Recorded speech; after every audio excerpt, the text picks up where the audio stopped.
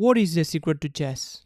When studying chess some time ago, I came across this idea that was coined by American Grandmaster Maurice Ashley, where he shares what he considers to be the secret to chess.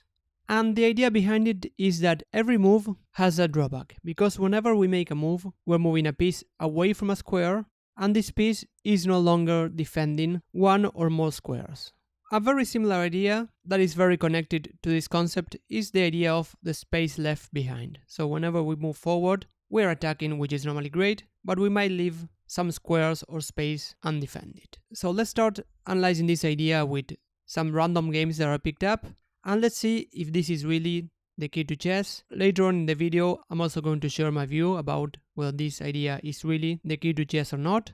But let's start analyzing positions in order to visualize this idea more clearly. So here in this game, it is white to play. We have actually quite a crazy position because we have this very strange imbalance where white has a rook and 3 pawns for 2 knights. Normally this should be a material advantage for white, but on the other hand, black has very active pieces just trying to attack white's king. Here the move rook to c1 is a huge threat, just given a checkmate, so white has to do something about it. So normally the most common reaction in these positions, whenever you have a king on the back rank, is to get some air by making a move with a pawn. So either by moving the g2 pawn or the h2 pawn. So let's start with the h pawn. If we move the pawn to h3, for example, we may also move it to h4.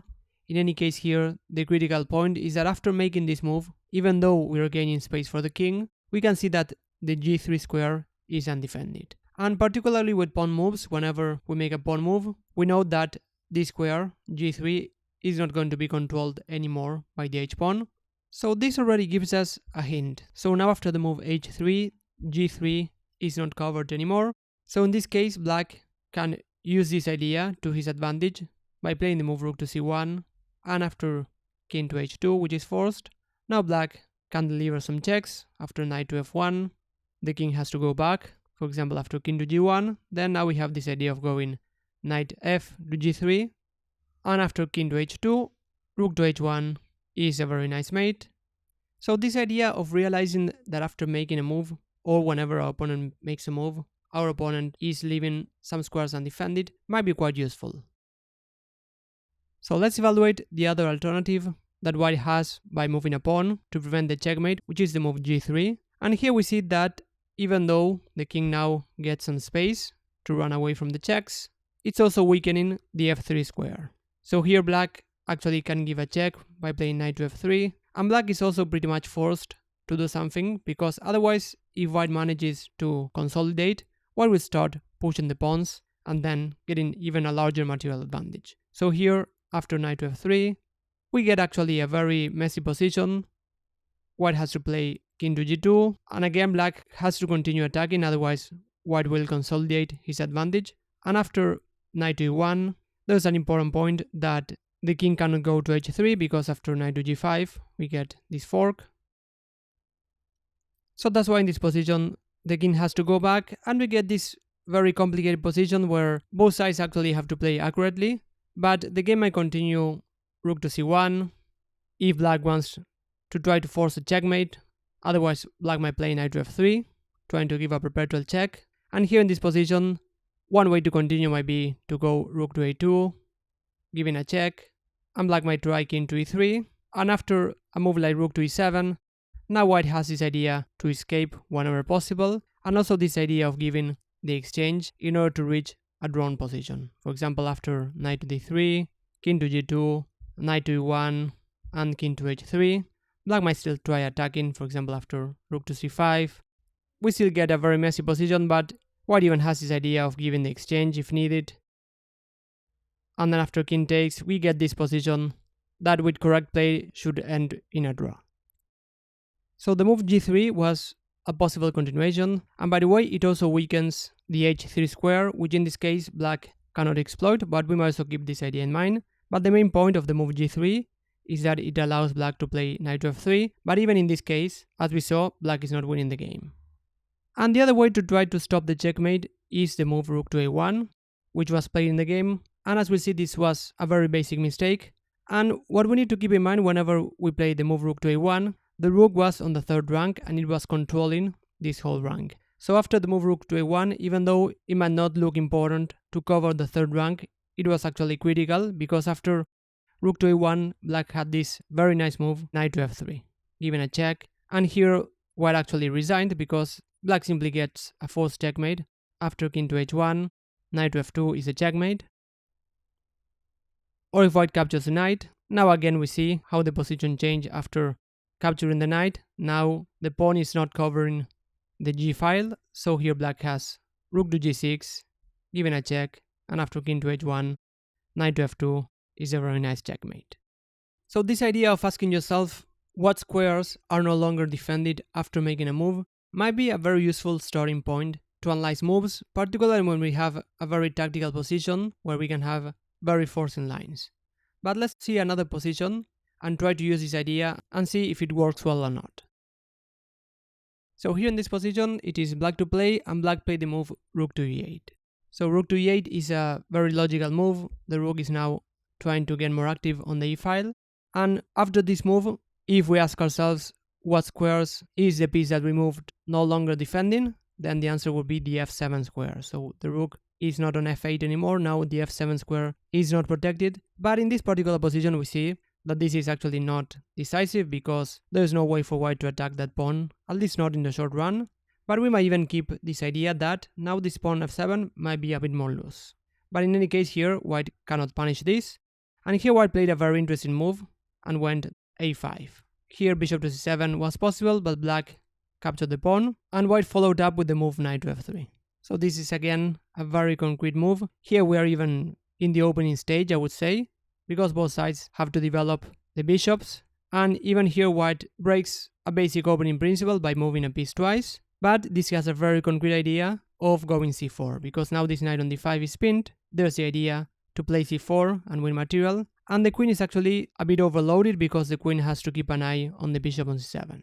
So if the queen wants to move to break the pin, it has to stay on this diagonal. For example, after queen to c7, black seems to hold the position, but here white has a forcing way to win material after bishop takes and pawn takes.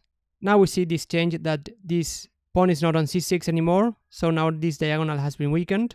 So now white has the move queen to a4 with a fork on the bishop and the rook, so white is winning material. So the move knight to f3 is an interesting move, and the advantages are that white has a very concrete threat that is actually quite annoying for black. But even so, we can see that now the knight is not centralized anymore, so now the knight is controlling less squares. So the knight on d4 was controlling a lot of squares on black's camp, but now the knight is on f3, so now the knight is in a worse position than before. So this idea might be very useful to see how the position changed based on the piece that we moved. So I think that this is a very good starting point, but in my view it is not a magic formula to find the best moves all the time. So here after knight to f3, black played the move b5 to prevent this idea of c5, and again we see that after the move b5 there was a pawn on b7 that was defending the pawn on c6. That's why in this position white tried to attack that pawn. There's also another point that after playing b5, now c5 cannot be controlled in the future, so this square is nominally a weak square, so it might potentially become a very good square to place a piece for white. For example, a knight, they are very often well placed there. But taking into account this change in the position after b5, here white played a very paradoxical move, knight to d4. So after knight to f3, b5, white went back to d4, because the move b5 changed the position quite a lot actually, because now there's this idea to capture on c6, and there's also even a more indirect idea to capture on b5 and then capture the bishop on d5.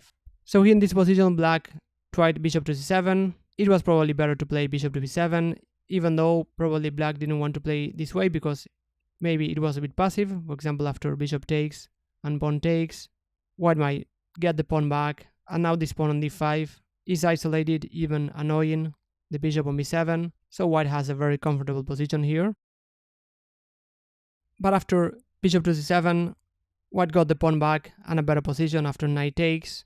Here black tried queen to d6, planning to invade on h2, but white simply played the move g3, and here after g3 we see that now this pawn h3 is undefended, but here this is not a critical point in the position because black is not in time to capture this pawn, because now white has this big threat to capture the knight on d5.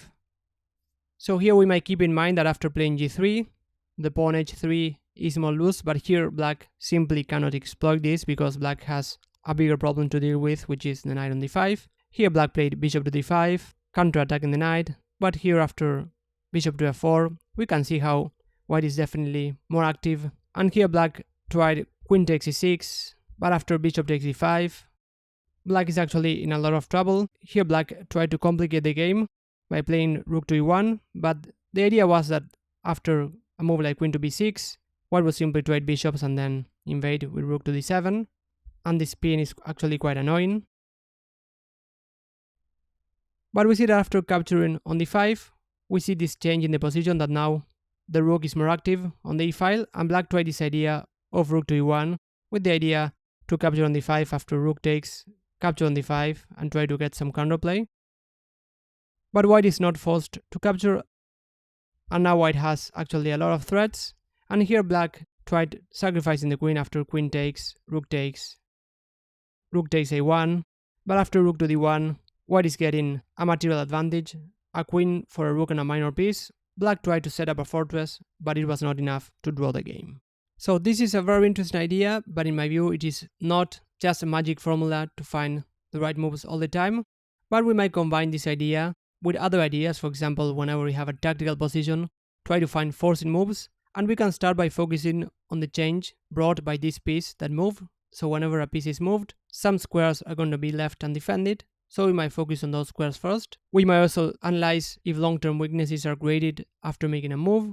So this might be a good starting point to analyze a position, particularly when you have no idea where to start with. So let me know in the comments what you think about this idea, if this is really the secret to chess. I hope that you liked the video. If you did, please give it a thumbs up.